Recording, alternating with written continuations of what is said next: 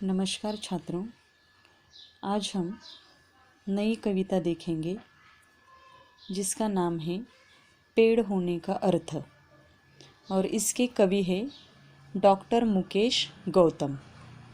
पहले हम कवि का परिचय देखेंगे। डॉक्टर मुकेश गौतम जी का जन्म 1 जुलाई 1970 को उत्तर प्रदेश के सहारनपुर में हुआ। आधुनिक कवियों में आपने अपनी विशिष्ट पहचान बनाई है। आपने आधुनिक भावबोध को सहज सीधे रूप में अभिव्यक्ति दी है। वर्तमान मनुष्य की समस्याएं और प्रकृति के साथ हो रहा क्रूर मजाक आपके काव्य में प्रखरता से उभर कर आते हैं। आप हास्य व्यंग्य के लोकप्रिय मंचीय कवि हैं, फिर भी सामाजिक सरोकार की भावना आपके काव्य का मुख्य स्वर है। आपकी समग्र रचनाओं की भाषा अत्यंत सरल, सहज तथा मन को छू जाती है। आपके काव्य में बड़े ही स्वाभाविक और लोक व्यवहार के बिंब, प्रतीक और प्रतिमान आते हैं, जो प्रभावशाली ढंग से आपके भावों और विचारों का संप्रेषण पाठकों तक करते हैं। अब उनकी प्रमुख कृतियाँ देखिए। अपनों के बीच, सतह और शिखर, सच्चाइयों के रूबरू, वृक्षों के हक में, लगातार कविता, प्रेम समर्थक है पेड़, इसकी क्या ज़रूरत थी, ये कविता संग्रह है। अब विधा परिचय देखिए। प्रस्तुत काव्य नई कविता की अभिव्यक्ति है।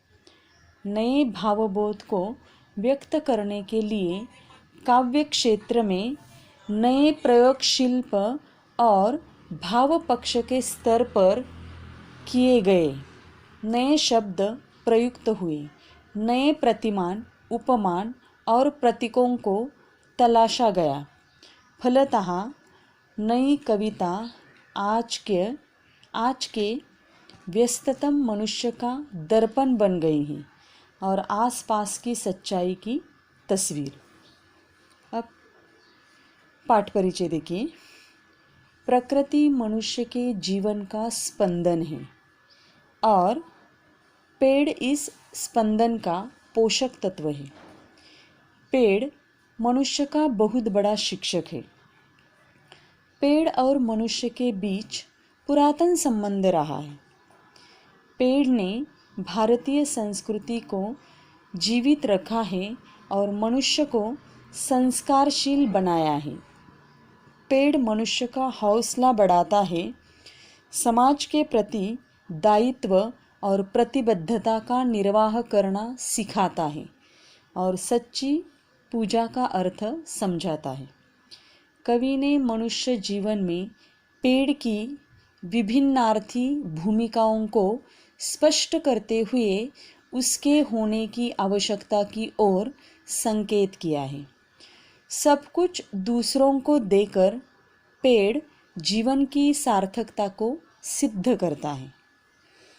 तो इस कविता के माध्यम से डॉक्टर मुकेश गौतम जी ने मनुष्य को ये संदेश दिया है कि पेड़ मनुष्य का बहुत बड़ा शिक्षक है।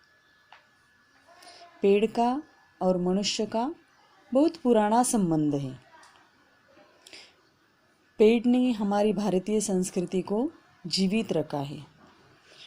अच्छे संस्कार मनुष्य जाति को दिए हैं। मनुष्यों का हौसला बढ़ाने का काम पेड़ ने किया है। तो इस प्रकार इस कविता के माध्यम से डॉक्टर मुकेश गौतम इन्होंने पेड़ के अंदर जो परोपकार की भावना है उसे समाज के सामने रखने का प्रयत्न किया है।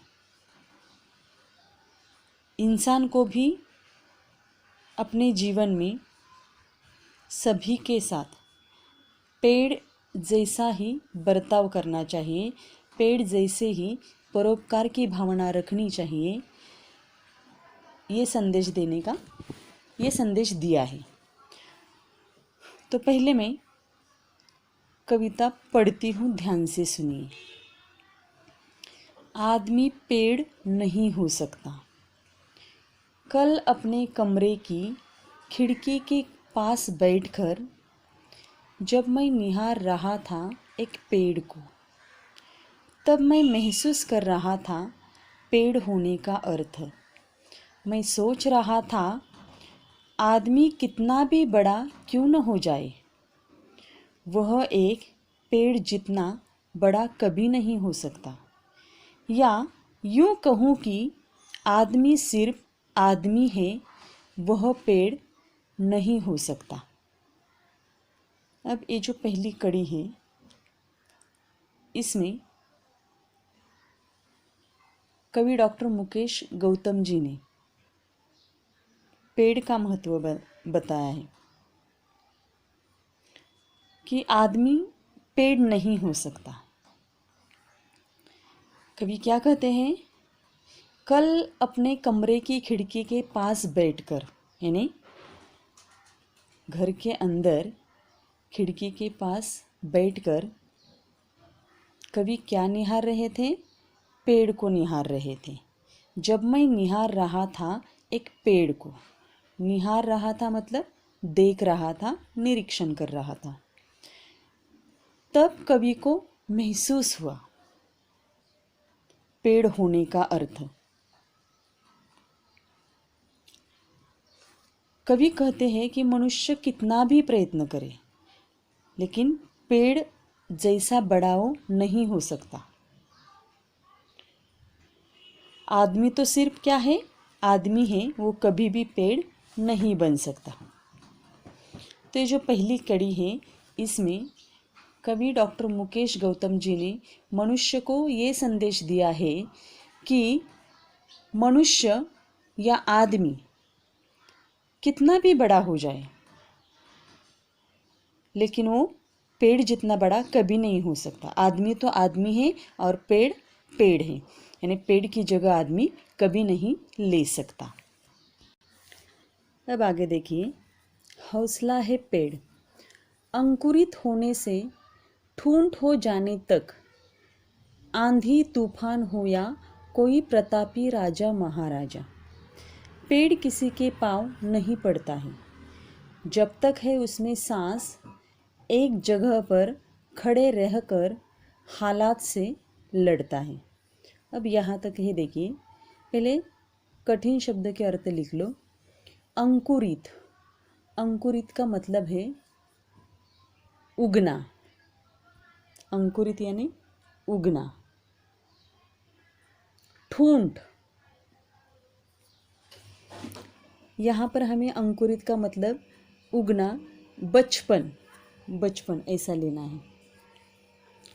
ठूंठ यानी बूढ़ापा, यानी बचपन से लेकर बूढ़ापे तक, ऐसा उसका अर्थ होता है। आंधी तूफान यानी संकट। प्रतापी राजा महाराजा यानी पराक्रमी, प्रतापी यानी पराक्रमी। फिर से देखिए, हौसला है पेड़, यानी मनुष्य का या आदमी का हौसला बढ़ाने का काम ये पेड़ करता है। बचपन से लेकर बूढ़ापे तक वो हमेशा परोपकारी होता है। उसके जीवन में कितने भी संकट आए, मुश्किलें आए, लेकिन फिर भी वो खड़ा ही रहता है, अपनी जगह से बिल्कुल भी हिलता नहीं है। अंकुरित होने से ठूंठ हो जाने तक, आंधी तूफान हो या कोई प्रतापी राजा महाराजा, पेड़ किसी के पाँव नहीं पड़ता है। जब तक है उसमें सांस, एक जगह पर खड़े रहकर हालात से लड़ता है। यानी ये जो पेड़ है, अंकुरित होने से ठूंठ हो जाने तक, मतलब बचपन से लेकर बूढ़ापे तक कितने भी संकट आ जाए, कोई महापराक्रमी राजा महाराजा कोई भी आ जाए, लेकिन फिर भी ये पेड़ किसी के पाँव नहीं पड़ता है। जब तक उसमें सांस होती है, मतलब जब तक वो जिंदा होता है तब तक वो अपनी जगह पर खड़ा ही रहता है, हालात से लड़ता है, मतलब कठिन परिस्थिति का मुकाबला वो करता रहता है।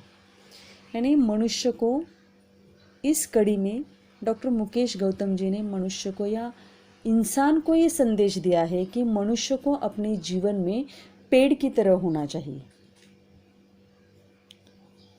कितनी भी आंधी आए, मुश्किलें आए, तूफान आए, संकट आए, कुछ भी हो जाए, हमेशा क्या करना चाहिए? उन मुश्किलों का मुकाबला करना चाहिए। कैसे भी हालात हो जाए, बिगड़ जाए, फिर भी अपनी जगह पर डटे रहना है, अपने काम पर डटे रहना है।